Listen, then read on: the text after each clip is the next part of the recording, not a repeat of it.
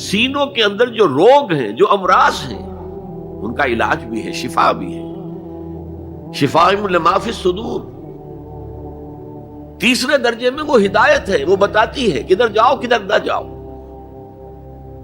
جیسے آپ نے دیکھا ہوگا پہاڑی راستوں پر قدم قدم کے اوپر کوشن ہوتا ہے، یہاں سپیڈ کم کر لو ورنہ تم کسی کھائی میں جا گرو گے۔ تو یہ ہدایت کیا ہے؟ دیکھو ادھر مت جانا، ادھر جاؤ، اگر ادھر جاؤ گے تمہارا سارا معاملہ تلپٹ ہو جائے گا۔ یہ ہے ہدایت۔ اور جو چیز دنیا میں ہدایت ہے وہ آخرت میں رحمت ہے، ہدی و رحمت للمومنین۔ اب میں چاہتا ہوں ان چار الفاظ میں جو ربط ہے اسے سمجھیں۔ دیکھیے اگر کسی ایسی زمین پر بارش برسے جو اوپر سے بہت سخت ہے تو پانی بہہ جائے گا، زمین میں جذب نہیں ہوگا تو کوئی رویدگی پیدا نہیں ہوگی۔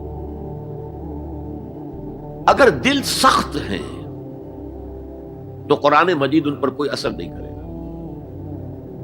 اس کے لیے سب سے پہلے موعظہ کی ضرورت ہے، واعظ کی ضرورت ہے، نصیحت کی ضرورت ہے تاکہ دل نرم پڑ جائے۔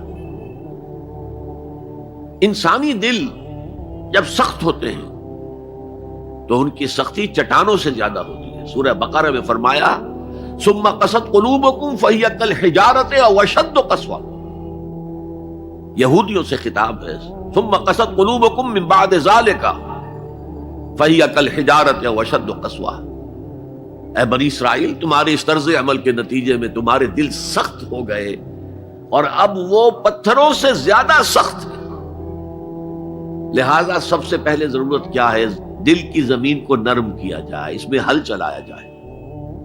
یہ کام ہے موعظہ کا، واعظ کا، نصیحت کا۔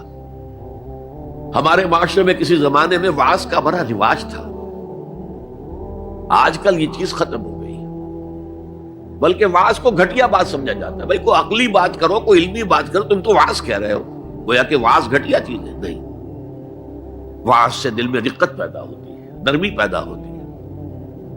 تو قرآن مجید ہی سب سے بڑا موعظہ ہے۔ ہم نے بدقسمتی سے کیا کیا، جب واعظ کہے جاتے تھے تب بھی مثنوی مولانا روم سے، ضعیف احادیث سے، واعظ دستان زنو افسانہ بند، واعظ بڑے اونچے اونچے ہاتھ چلا کر اور افسانہ جو ہے بیان کر رہا ہے، لیکن اس کا حال کیا ہے؟ از خطیب و دیلمی گفتار اوست، بعض ضعیف و شاذ و مرسل کار اوست۔ وہ خطیب بغدادی یا دیلمی کی جو احادیث ہیں، جو سب سے گھٹیا درجے کی کتاب حدیث کی، سب سے کم تر درجے کی کتاب حدیث کی، ضعیف کتابوں کے یوں سمجھئے کہ بہت بڑے مجموعے، وہاں سے وہ حدیثیں لا رہا ہے۔ از ضعیف و شاذ و مرسل کار او، ضعیف حدیث، شاذ حدیث، مرسل حدیث سے وہ بیان کر رہا ہے۔ قرآن سے اس کا کوئی تعلق۔ قرآن مجید سب سے بڑا واعظ ہے۔ یا ایھا الناس قد جاءتکم موعظۃ۔ یہ دل کو جب نرم کرتا ہے تو پھر اس میں جذب ہوتا ہے، یہ سیکنڈ سٹیپ ہے اس کا۔ اور جب دل میں جذب ہوگا تو دل کے اندر کی بیماریوں کو دور کر دے گا۔ دل کے اندر کی بیماریاں کون سی ہیں؟ تھرومبوسس نہیں، انجائنا نہیں، وہ اور ہے۔ وہ دل کی بیماریاں جن کے لیے قرآن شفا ہے، وہ ہے تکبر، حسد، حب مال، حب دنیا، حب جاہ، حب شہرت۔ یہ ہیں وہ چیزیں کہ جو اصل ہیں، جو دل کے امراض ہیں، ان سب کو جڑ سے نکال کر پھینک دے گا قرآن رکھے۔